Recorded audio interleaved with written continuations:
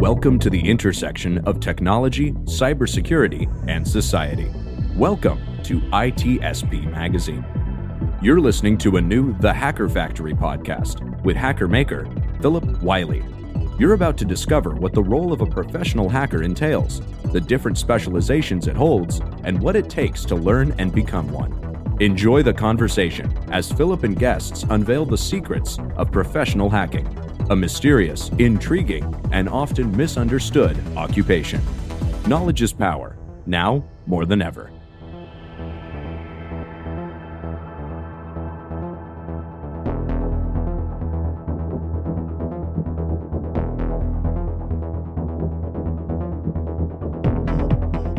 Hello and welcome to another episode of the Hacker Factory podcast. I'm your host, Phillip Wylie, and today I'm excited to have Christian Hyatt joining us today. Christian, thanks for joining the show, and I look forward to hearing more about your story and your advice to others. Yeah, pleasure, man. Thank you so much for having me.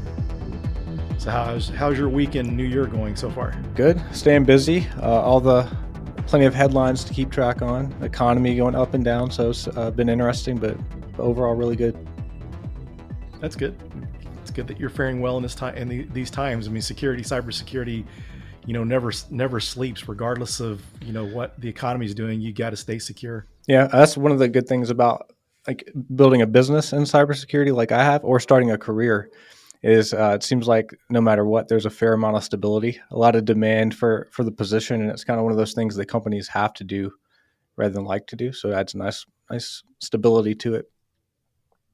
Yeah, I agree. So why don't you share with your listeners your background and kind of how you got started in cybersecurity? Yeah, so my current position, I'm the CEO and co-founder of Risk 360, but obviously it was quite a journey to get there.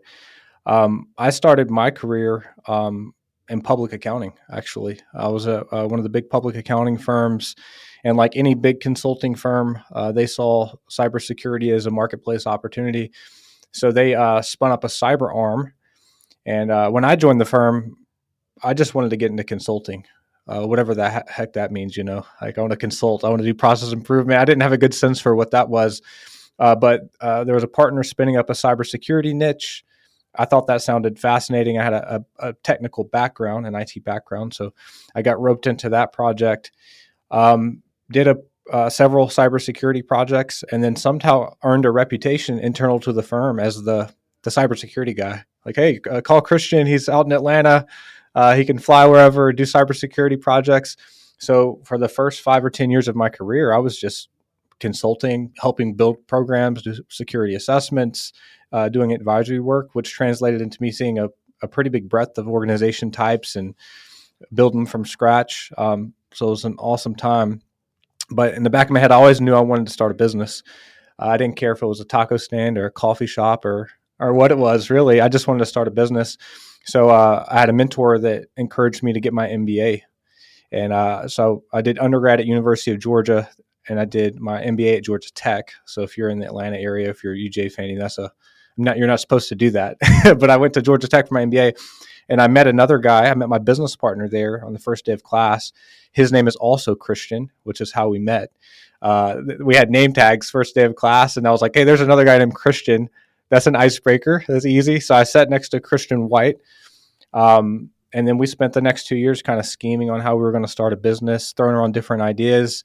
We felt cybersecurity was something we were passionate about. He also had a cyber background. He was in the Army as well.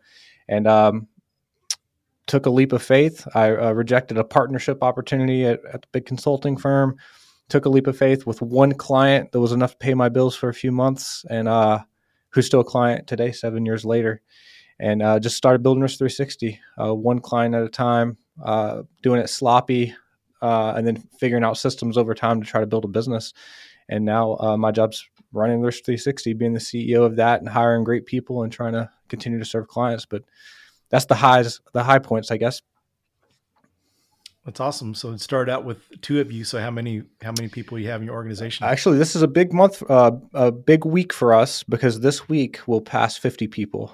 So we'll be about 52 people this year. So still small boutique. We like to think of ourselves as an elite boutique cybersecurity firm, but big milestone for us. I always had that number in the back of my head. Like for a long time, I didn't even call myself CEO of Risk 360. I was a managing director because I was also doing a lot of consulting. And I kind of put this milestone out there for myself. I said, when I get to 50 people, I'm going to promote myself to CEO. I actually ended up doing that at about 35 people from demand. They were like, man, you need to go do CEO stuff. But for some reason, in the back of my head, I kind of had that 50-person milestone. So it's pretty cool this week to hit that. Very cool. So, what type of area you work in cybersecurity? What type of services or do you provide? Yeah. So we kind of have two sides of our business, really three sides of our business. So one thing we do is we have a GRC platform called Phalanx GRC. So if you're trying to manage a security program or a SOC 2 program or any kind of compliance program, it facilitates that. We also do audits. So like SOC 2, ISO, you name the acronym, we're doing certification audits around that. And then we have an advisory side of our business where we have something we call Renegade Labs. That's our red team, our pen testing team, and also like virtual CISO services where we'll come in and build out and manage security programs of us. And we're split evenly between those two sides of the business, roughly. Oh, very interesting. So I know you went to school and got your background in business for your MBA to help run your business. So what kind of education did you get to get into cybersecurity? So was it if you could just kind of explain your education background that led you into cybersecurity. So I kind of stumbled into it. I know I hear a lot of people who they'll say that they were coding in high school, middle school, really early. But I grew up in the country, man. My parents didn't even have a computer in the house when I was in high school. So I was using the computer lab at school and stuff like that, but I just wasn't into computers because I didn't have the opportunity. Then once I got into college, I did management information systems as my major. So I knew I wanted to do business. And I had a great mentor in college who said, hey, look, technology, everything's going to be tech ultimately. And your ability to translate, be the bridge between the business problems and the technology problems will be fascinating.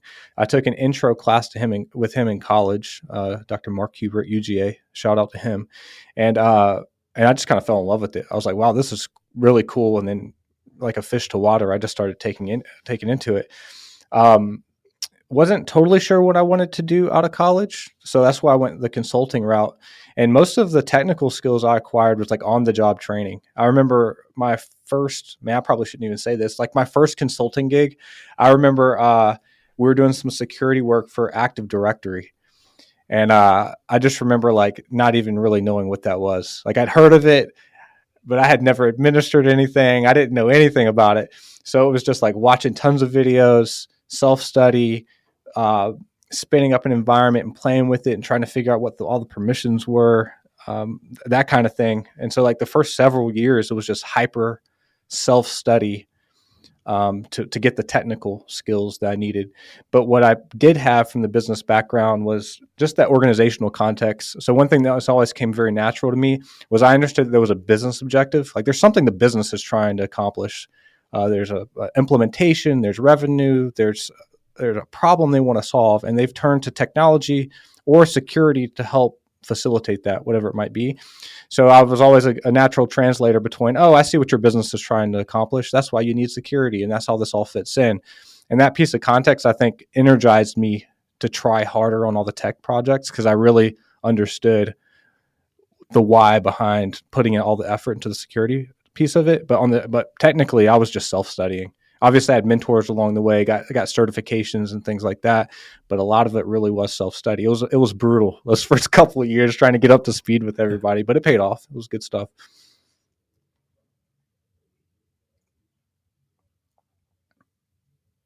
So yeah, it's a really good skill to have to be able to self-study and get up to speed quickly on that stuff because people don't always have time to go through a course or take a class in college to learn those skills, but to be able to do that on the fly like that, some cases that there really may not be any learning materials out there on the subject. Yeah, I think it's changed a little bit now. Like I love YouTube's like my favorite tool. You can almost learn anything on YouTube. There's like someone showing you how to do almost anything. I feel like back, 15 years ago when I was doing this, it wasn't quite that way. So it was just like a lot of clunkiness. Like I remember logging in and clicking around and trying to figure things out. Obviously, I had great mentors who would also show me and teach me how to do that stuff. But there's something to like just the ability to self-study and probably the fascination with it. I didn't realize just how interested I'd be in the technical side of stuff because I hadn't been exposed to that until I started professionally.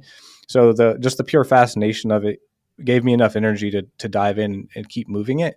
And then because I had decent communication skills, understood the business background, that kind of poised me to take like manager roles and get into security leadership roles rather than more technical roles, I think. Yeah, one of the things interesting too is that you have your business background. So how has that helped you in your career? And is that something you'd advise others that are maybe they're not considering management route just yet, but understanding management? So what do you think about that? How Yeah, would you think that's a benefit to anyone in cybersecurity? for sure. I mean, everything's a business problem if you're working for a business, so it can't hurt. I think the one thing I would think about if I was starting a career over in cyber, I think one thing that would have been very helpful to me that I didn't understand at the time is like how many career paths there are. So you could go to a security operations center, you could do research, you could do GRC, you could do pen testing. So there's like lots of routes that you could take. And I think picking a route that suits you based on your natural inclinations and skill sets and desires is probably a good first step. So do you want to be more technical? Do you want to secure environments? Do you want to do architecture? Do you want to do security engineering? So having some sense of that will probably be a good first step.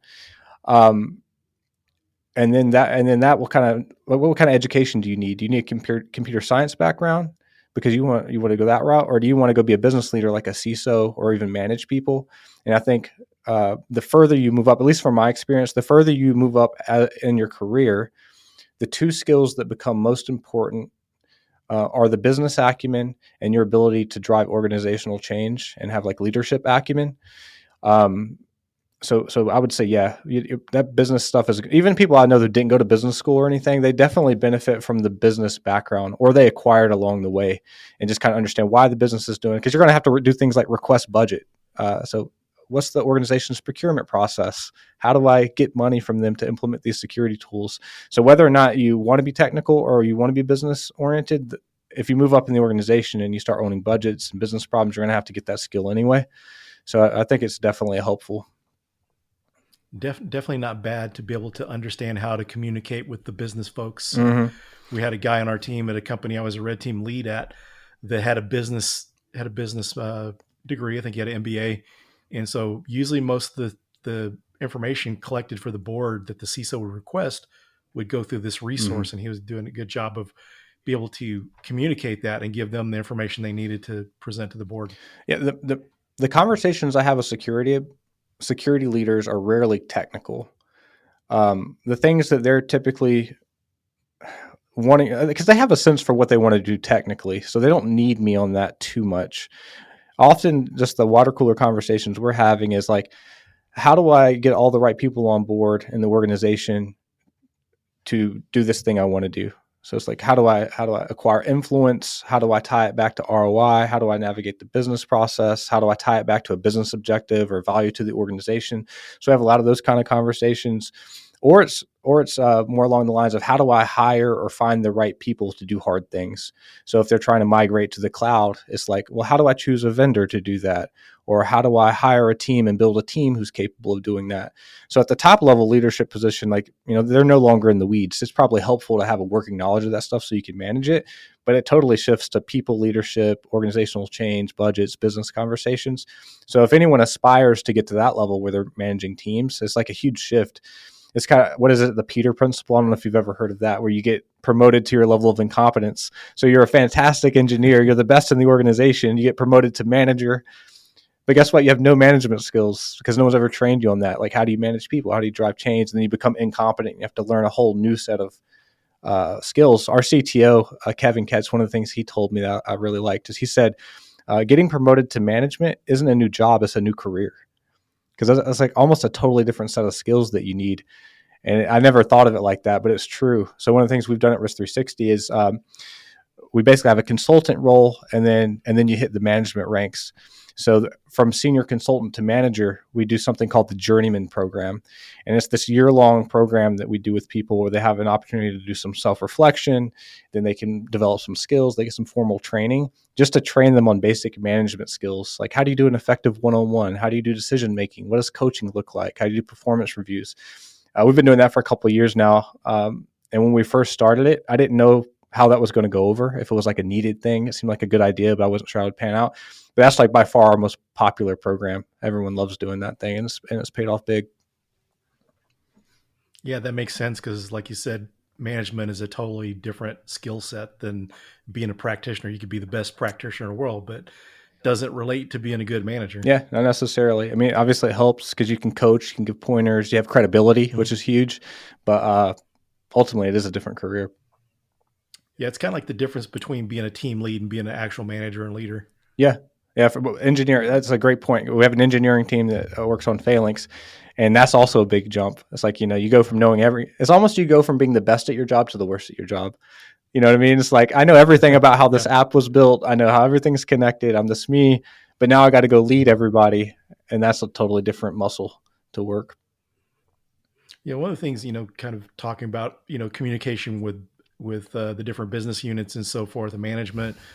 What is your advice on soft skills? What soft skills do you think is needed for someone in cybersecurity? Because it's a much needed area that a lot of times you see a lot of shortcomings from people in the industry with, just getting started. Yeah. I think technical people suffer from like a burden of knowledge, in the sense that sometimes we take for granted just how much we know. So if you're on a journey with someone, maybe you start on step 4 when they need to start on step 1.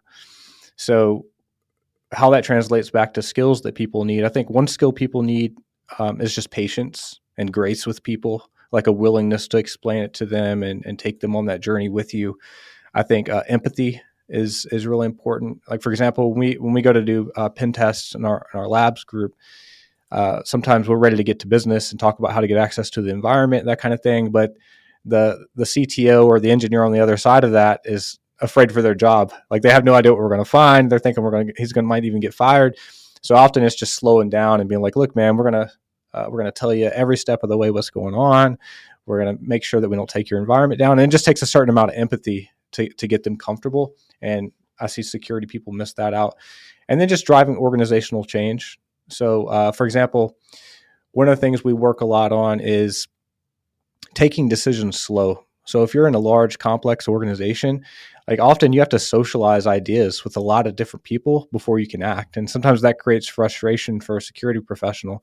So you could take something like vulnerability management. Like, okay, we have all these open vulnerabilities and we need to fix them, but IT doesn't want to patch, or maybe we need budget to refresh systems. And it's easy to just get frustrated and say, why aren't they doing this? It obviously needs to be done.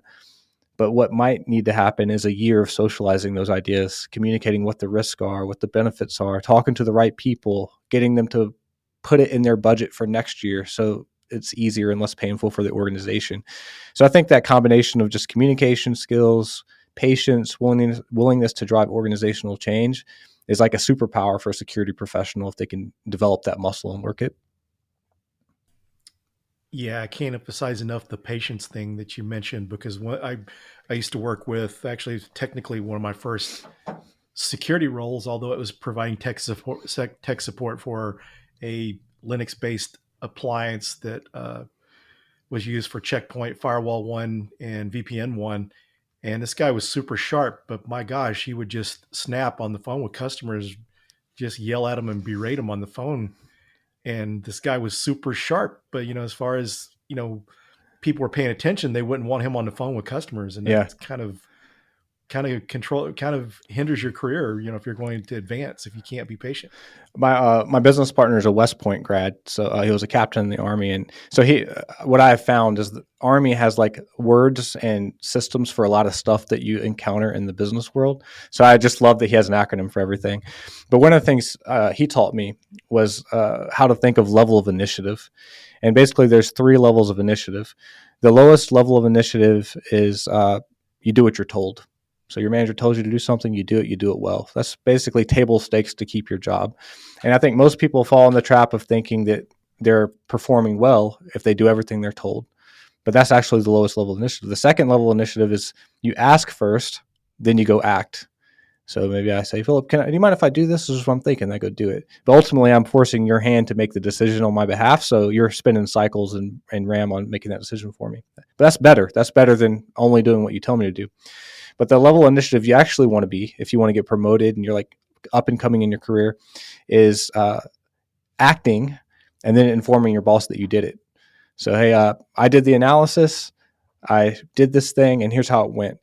But what that implies is that you have all the competence, trust, the context to be able to act, because ultimately you know what the business needs. The boss trusts you to do that, so you have to earn the ability to take that level of initiative. And I see that with security folks a lot, especially young in the career. Like, you're a little hesitant, you don't take anything down, so it's a lot of, I'll do exactly what you tell me to. But if you want to get promoted or you want to get moved up, you take that higher level initiative where you have all the context to act. And that really changed the conversations I was able to have with like my team, because I didn't know that was the thing I wanted as a manager. I wasn't telling anyone, I want you to take more initiative. And then they're like, well, how do I take more initiative? I'm doing everything you tell me. So anyway, that was just, I love that story because it gave me like the words to these feelings. And they also, like, when I'm not taking initiative and I'm, giving people too many decisions to make, I'm like, you know what? I need to act and just let them know what I did. So it's a good tool for me. Yeah, it's very good advice. Interesting points there. So, being someone that's hired employees and so forth, a lot of times people that are trying to break in the industry, they see this laundry list of impossible prerequisites for a job, requirements for a job, that they just feel like, I'm not qualified. As far as someone is trying to apply for a job, what's your advice on that? If you see, Yep. we see one of these job descriptions like that. Yep. So one thing I will say is I'll just acknowledge that, like, job descriptions are often bad. So sometimes what happens in an organization is the security team wants to open a rec, and HR, trying to do a good job, finds a description somewhere and just posts it. But the reality is that job description doesn't match the reality of what the security team might need. But everybody's so busy that they don't have time to write a multi-page job description that's exactly what they want to do. So with that context, one thing I'll say is have some courage and apply to jobs that you don't think that you're qualified for, because often you are, and the job description is not accurate. The technique that we take at Risk 360 is we try to make the job descriptions really reflect the reality of what we're trying to hire. So that means almost every job we post is slightly customized. We have a healthy mix of hiring experienced people, because sometimes you really do need someone who has that experience. But we also hire a lot of people who are either breaking into the industry or coming right out of college. There's a program here in Atlanta called Digital Crafts, for example, and it takes people who are trying to basically puts them through a 12-week crash course in a topic and gives them a minimum level of competency to try to change careers. And we found some great people out of that. And then also just out of college. And what we look for in those less experienced candidates is really more potential than skill sets. So we have this thing. I stole it from a book called Traction. A guy wrote it named Gino Wickman. He has a format called GWC Core Values, and you measure people against it. GWC stands for, do they get it? Do they want it? Do they have the capacity to do it? And then how do they stack against your core values? So that's 8 criteria for us. And for every category, they can get a 1 to a 3, and they have to get at least a 16 to pass the interview. But hardly any of that's technical, especially for a new candidate. It's, do they want the job? So did they research the website? Did they come in excited about the position?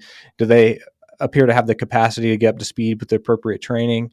And then do they get it? Do they kind of understand what industry we're in? And then it's a core values alignment. So my advice to folks trying to break in is, be hungry, do some due diligence, try to get some minimum training, whatever you can do, whatever you're capable of doing. Take some shots, apply to some positions that you don't think you are qualified for. When you get those shots, show interest in the company, like research them, read the blog posts, look at people's LinkedIn profiles, show them that you want that job and that you've done the appropriate research. And then when you get in there, just like dazzle them with like decent communication skills, curiosity, express willingness to learn. Because to me, that's way more important especially for someone getting in the industry, than like what technical skills they bring in, because I know that whatever I pour into them, they're going to absorb and use well. And those candidates do very well. The candidates that don't do well is, they applied to 200 jobs, didn't show up well for the interview, didn't know anything about the company, that kind of thing. And then that's a missed opportunity for those candidates. And I think they get a little frustrated because they're doing the hard work of interviewing, but they're wasting their opportunities because they didn't show up prepared enough. So I think that's maybe how I would approach it if I was new to the industry trying to break in. That's some good advice and an interesting perspective on quality versus quantity, because some people just send out a lot of resumes and apply for a bunch of jobs is one approach. But that's a good point, because if you do get a few interviews and you perform better, your likelihood's going to be better at getting a chance. Some of the best candidates, I have people who are crafty, who they just like know how to hustle and get out there and make things happen. I like that. I think most hiring managers do. It just shows initiative, like they really want it. And everybody wants to work with someone who wants to be there. So the best candidates that I've had, they'll always apply to the position, but almost always it seems like they'll find a way to get connected to me or the hiring manager, either through LinkedIn, a nice note, an email, and just say, hey, I applied to the position. I'm really excited. And if anything, like I know their name. So like when I'm scrolling, like most of our applications get over 100. We're not a big company and we still get over 100 applications for almost every job posting. So we have to have some process to like eliminate them. So you can do the keywords. You can, how do you know someone's high potential from a resume? Sometimes it's hard to tell, but almost always I'll shortlist those folks that reached out to me. I'm like, oh, that's John Doe. He reached out to me. He, customized the email. I'll at least get his resume out of the stack. So for those folks who are applying to tons of jobs, I would encourage them to also send a friendly note to the hiring manager. That goes over really well. That's good advice, because I think a lot of people nowadays, they may do the cover letter, send the resume, but they don't always follow up after the interview. Yep. So we're getting down towards the end of the show. Is there any other advice you'd like to share or anything else that you'd like to discuss? I think I would just say that being in cybersecurity is just an awesome opportunity to serve other people, and not to forget that piece of it. You get to serve the companies that you work for, that you're trying to protect. You get to serve the team that you're building in a really meaningful way. And I think cybersecurity can be really stressful. It can sometimes feel thankless. It can feel like because we're all looking for the bad guy, you can go down a dangerous path of cynicism and always looking for the bad and stuff and what's broken. But at the end of the day, this is a very worthy mission. You get to help the companies, you get to serve and promote the people on your team. They get to go make a great living and support their families. So I would just encourage us all to consider that and be very thankful that we get to be part of this excellent profession. Those are some wise words. I appreciate you taking time out of your schedule to join me today. Yep. Thanks, Phillip. I appreciate it. Thanks, everyone, and we'll see you in the next episode. We hope you enjoyed this episode of the Hacker Factory podcast with Phillip Wylie. If you learned something new and this podcast made you think, then share itspmagazine.com with your friends, family, and colleagues. If you represent a company and wish to associate your brand with our conversations, sponsor one or more of our podcast channels. We hope you will come back for more stories and follow us on our journey. You can always find us at the intersection of technology, cybersecurity, and society.